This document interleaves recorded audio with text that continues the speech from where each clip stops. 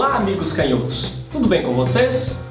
Como diria os fashionistas, filósofos e blogueiros de plantão, convulsões calamitosas e eventos sísmicos podem catapultar a arte e a própria vida para o primeiro plano da existência humana.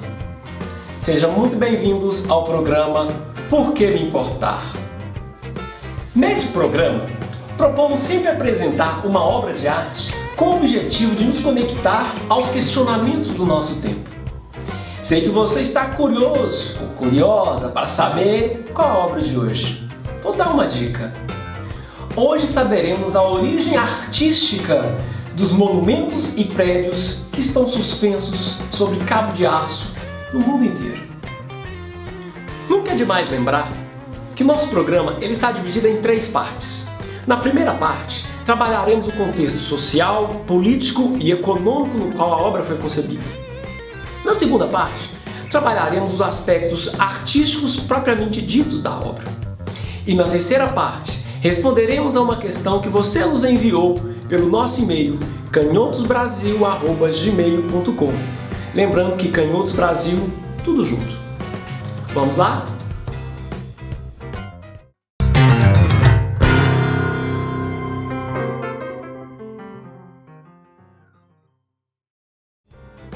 Moscou, 1916.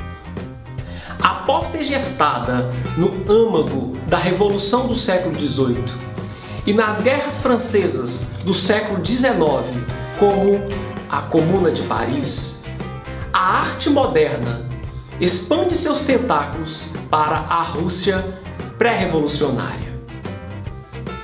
Nesta época, a vasta classe trabalhadora estava amargamente desiludida com os baixos salários, as más condições de trabalho e as longas jornadas para sustentar o czar Nicolau II e sua trupe de aristocratas. O Domingo Sangrento de 1905, em frente ao Palácio de Inverno do czar, ainda estava recente na memória coletiva. Mesmo assim, semelhantemente às jornadas de 2013 no Brasil, lembra? Escolas padrão FIFA. O povo saiu de cena, mas não foi embora. Salvo momentaneamente dos bolcheviques pelo estouro da Primeira Guerra Mundial em 1914, o czar Nicolau II não sobreviveu ao seu fraco, mesquinho desempenho naquele conflito. Assim, ele é sumariamente desalojado do poder em outubro de 1917, com o advento da Revolução Russa.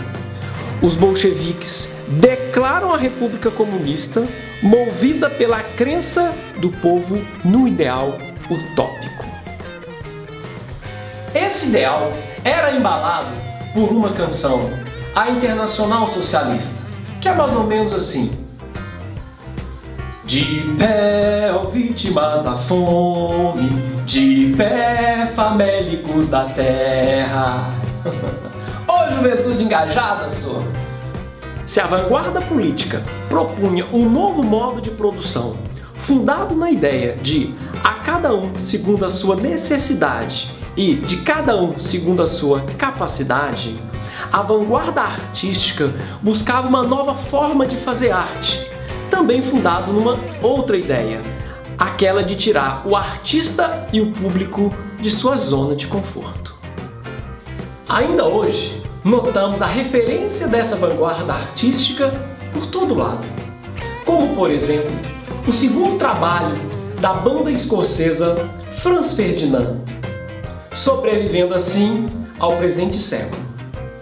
Por outro lado, as ideias leninistas não ultrapassaram o século XX com tamanho desempenho, exceto com alguns estorvos, como na Coreia do Norte daquele menino do cabelo amedrontador, o Kim Jong-un, as concessões burguesas do regime chinês de Xi Jinping e de Cuba dos irmãos Fidel e Raul Castro. Dentro dessa vanguarda artística, o ucraniano Vladimir Tatlin se destaca na Exposição Moscovita de 1916 com a sua obra Contrarrelevo de Canto, que vamos explicar logo em seguida. Não perca!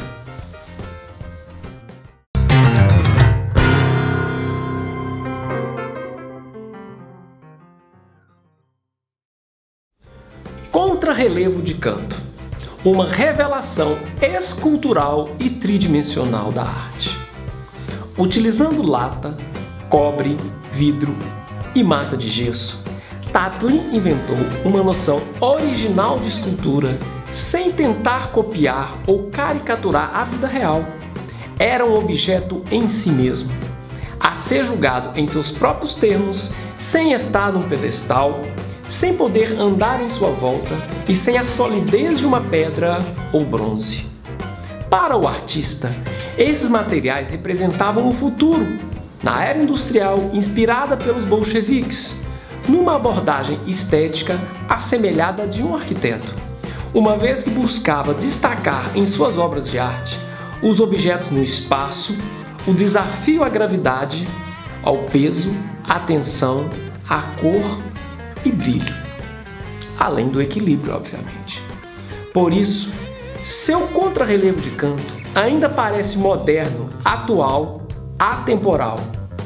O arame esticado que se estende entre as paredes que se cortam, mantendo coesa a montagem de materiais de Tatlin, traz à mente a espetacular ponte suspensa de Norman Foster sobre o viaduto Millau no centro da França, a ponte Golden Gate em São Francisco, a ponte Otávio Frias em São Paulo, a ponte JK em Brasília e a sede do governo em Minas Gerais, entre outros monumentos. Pendurados no ar, nos lembra sempre alguma coisa do satélite que orbita a Terra ou pessoas e situações que somos ou nos tornamos corpos de referência. Para finalizar nosso programa, vamos responder a uma pergunta que você nos enviou. Por que me importar?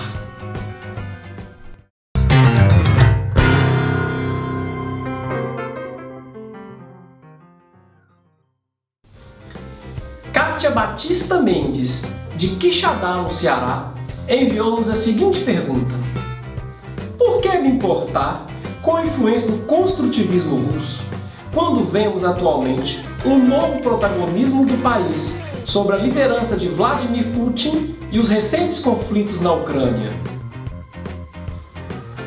Muito obrigado, Kátia, pela sua participação e desde já mando um grande abraço para todos aí no nosso Ceará. A verdade é que o construtivismo de Vladimir Tatlin e a vanguarda artística firmou uma aliança incomum na arte moderna. Ao contrário do que acontece normalmente, os artistas eram entusiasticamente favoráveis ao Estado e não contra ele. Atribuiu-se ao ideal utópico do comunismo de outrora uma identidade visual instantaneamente reconhecível, confiantemente afirmativa e poderosa psicologicamente. Incrivelmente, meus amigos, passado quase 100 anos do construtivismo de Vladimir Tatlin, a ideologia, a matriz ideológica que hoje governa a Rússia não é mais o bolchevismo-leninismo, mas o expansionismo eurasiano, que busca igual força popular. Idealizada pelo professor Alexander Dugin e adotada como teoria de Estado pelo atual presidente Vladimir Putin.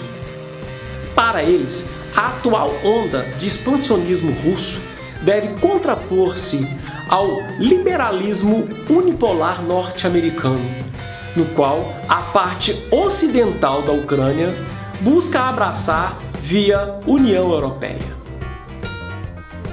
Nesse panorama, os artistas buscam criar a identidade visual de uma grande Rússia, poderosa em face da artificialidade dos estados como a Ucrânia, que sempre orbitaram em torno dela. Enfim, temos hoje uma obrigação inequívoca ligar nosso radar para o que acontece hoje no mundo das artes, não só no lado ocidental, mas como também em locais como a Rússia, a China, a África do Sul e Índia. Isso porque hoje formamos o BRICS, essa congregação que busca mecanismos de cooperação entre essas nações. O que vai dar ou não vai dar, só a história vai dizer. Assunto fascinante, mas chegamos ao final. Não sem antes lembrar que você pode dar sugestões, fazer críticas, complementar nossas abordagens por meio do nosso e-mail ou nos nossos canais no YouTube e no Facebook. Até a próxima, meus amigos. Saudações, canhotos. Fui!